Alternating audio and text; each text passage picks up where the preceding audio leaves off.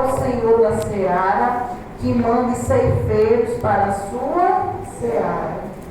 Algo fez Jesus dizer aos discípulos: olha, nós temos que orar, rogar ao Senhor da seara, rogar a Deus que mande ceifeiros para a sua seara, que mande pessoas para trabalhar na expansão do reino dele, porque a seara é grande, mas poucos são os ceifeiros.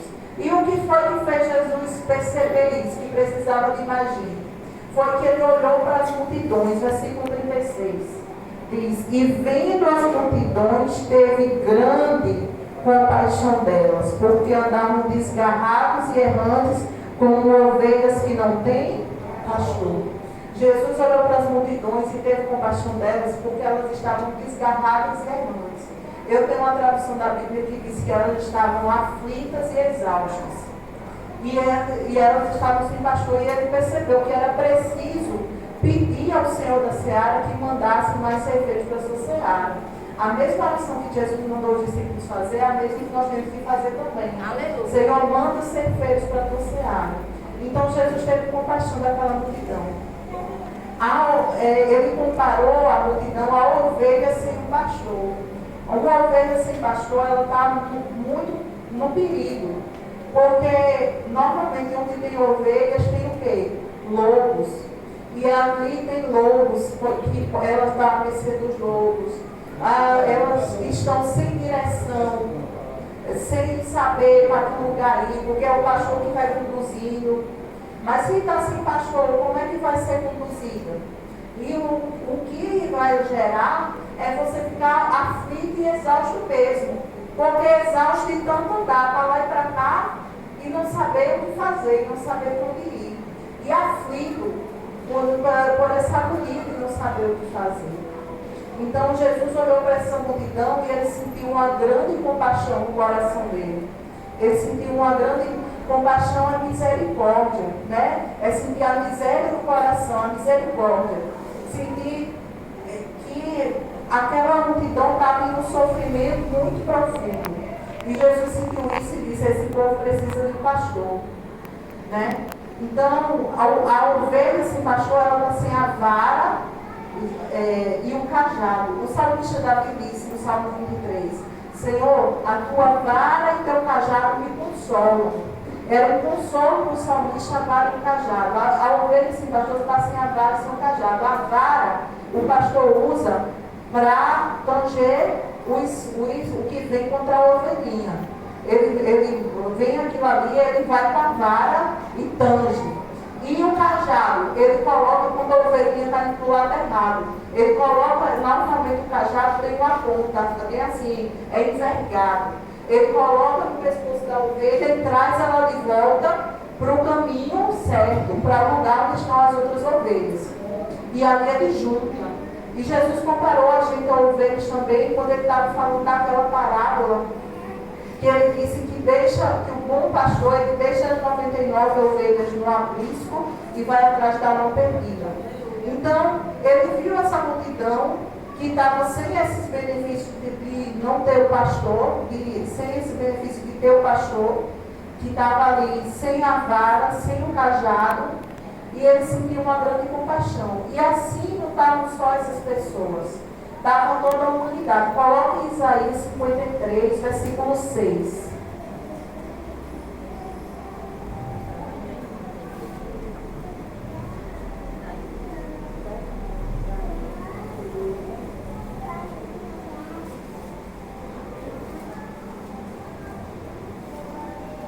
Isaías 53, versículo 6.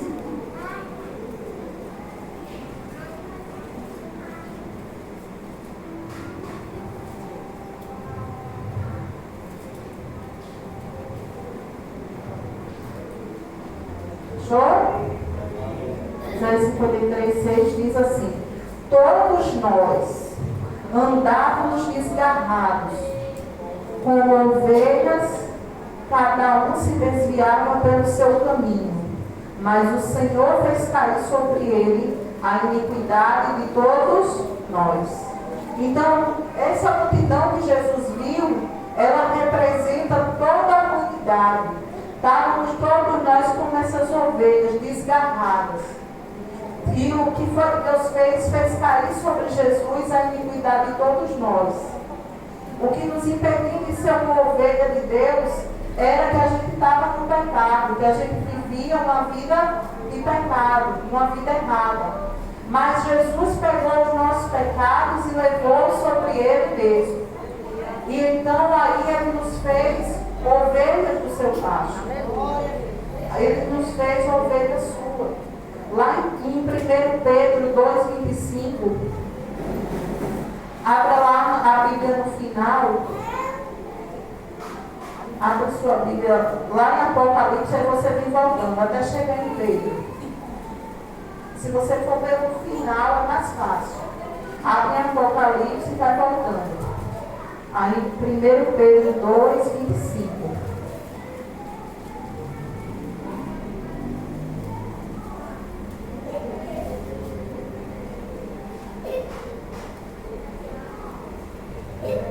O que é que diz?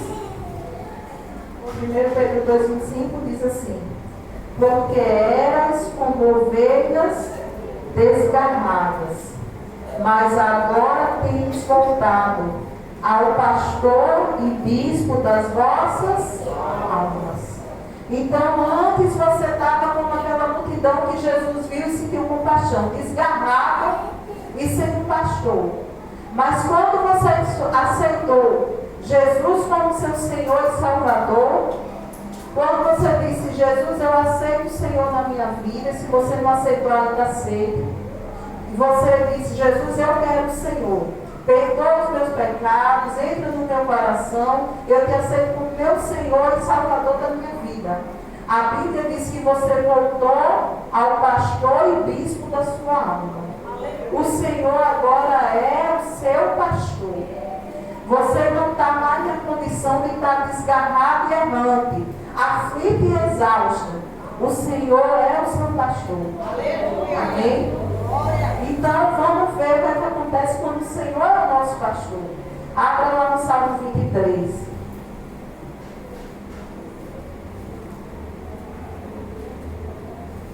Glória a Deus.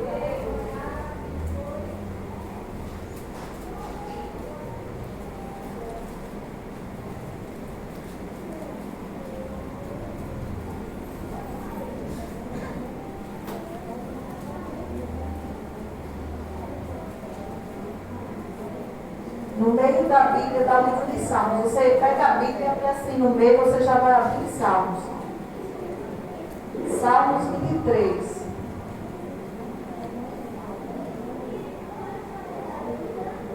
Versículo 1. Salmos 23, versículo 1. Diz assim: o Senhor é o meu pastor, nada me faltará. Então a primeira bênção que Davi disse: o Senhor é meu pastor, nada me faltará. Ele tinha aquela confiança que nada ia faltar a ele. A Bíblia não promete que ninguém vai ficar rico, irmãos. A Bíblia não promete riqueza a ser ninguém. Deus quer que, a Bíblia diz que a bênção do Senhor enriquece acrescentadores deles. Mas não é todas as pessoas que foram escolhidas para ser ricas. Isso é conversa. Não, a Bíblia não promete riqueza, mas a Bíblia promete que se o Senhor é o seu pastor, nada lhe faltará. Lá em Filipenses, capítulo 4, eu acho que é o versículo 19, que ele diz: o Senhor, segundo as suas riquezas e glória, suprirá cada uma das vossas necessidades em Cristo Jesus. Ele promete necessidades supridas. É isso que a palavra de Deus promete. Então você tem que crer e se ver agora como uma ovelha do Senhor. Você não está mais na multidão aflita e exausto. Você agora é uma ovelha. E se o Senhor é o seu pastor, Ele é o seu pastor, porque Jesus que fez isso não é por obra sua. Lá no Salmo 100, versículo 3, diz que nós somos ovelhas do seu pasto. A gente volta aqui para o Salmo 23, mas abre no Salmo 100, versículo 3. Só para confirmar isso que eu estou dizendo. A gente vai voltar para cá, mas bota aí no Salmo 100, versículo 3. Salmo 100, versículo 3.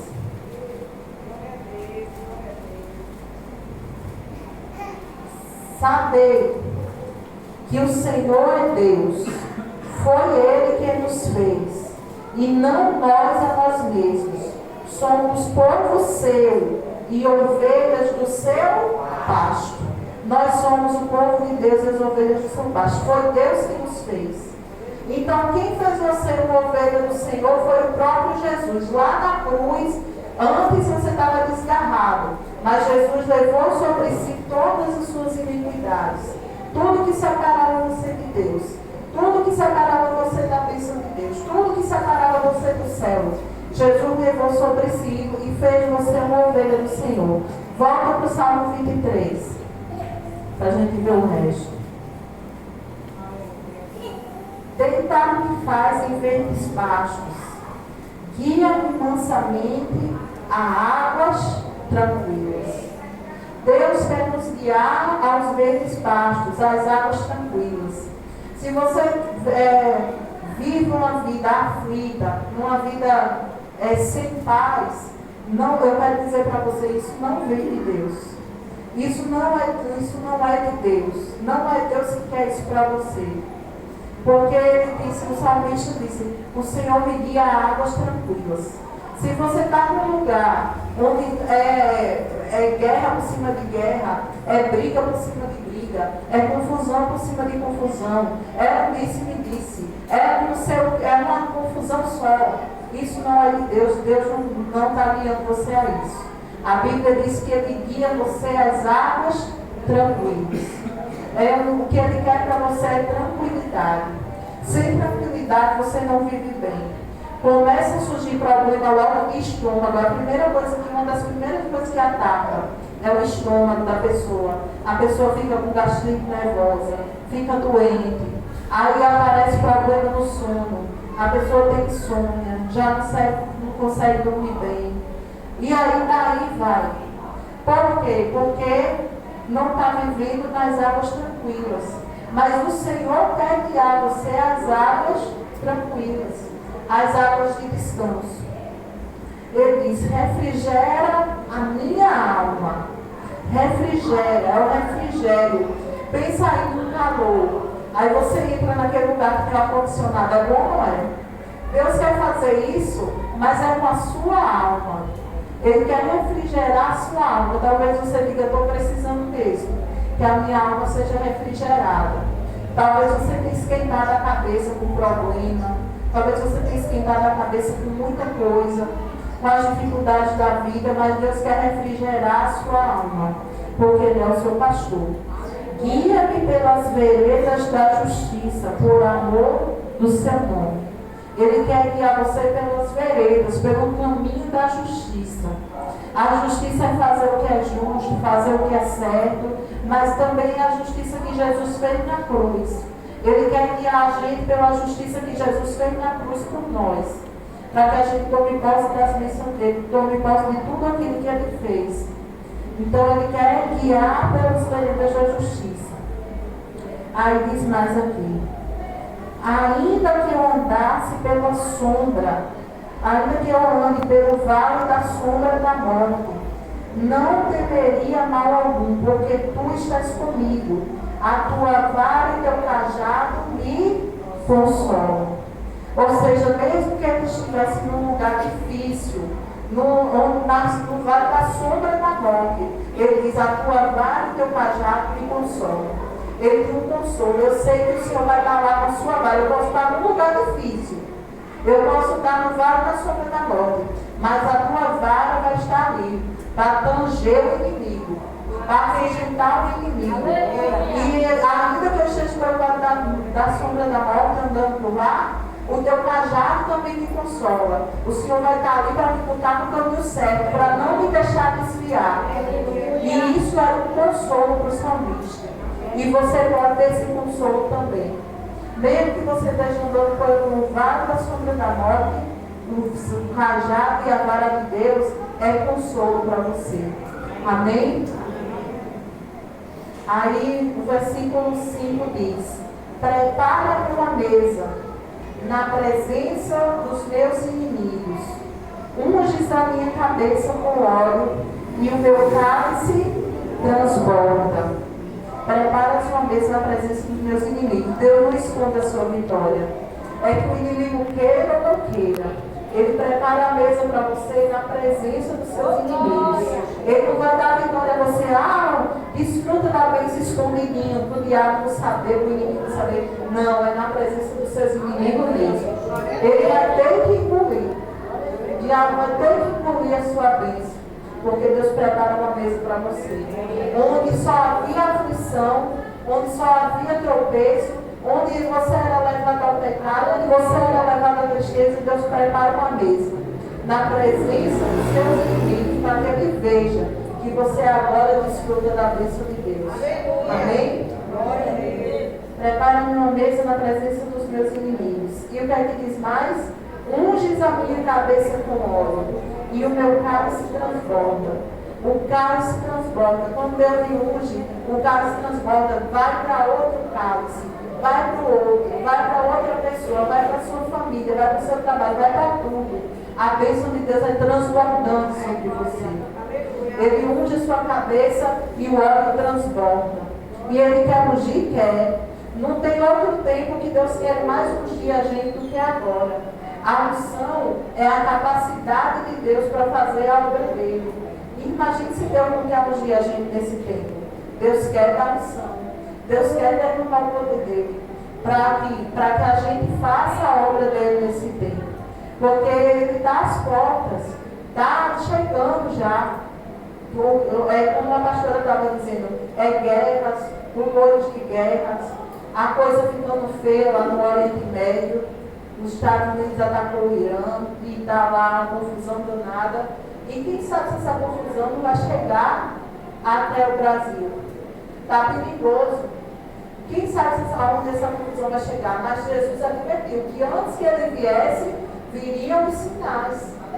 Os sinais viriam. A gente ia ver essas coisas. Fomes, terremotos. Quantas vezes não tem desastre? A gente viu Minas Gerais esses dias, água, se acabando em água. Desastres naturais. Então o Senhor quer ungir. E que a ungir é transbordar, é que o seu cálice transborde. Amém? Ele quer que você esteja cheio de unção, cheio de poder dele na sua vida. Agora, como é que essa unção vem? Se aproxime dele que vem. Chegue perto. Se aproxime, porque a barreira foi tirada.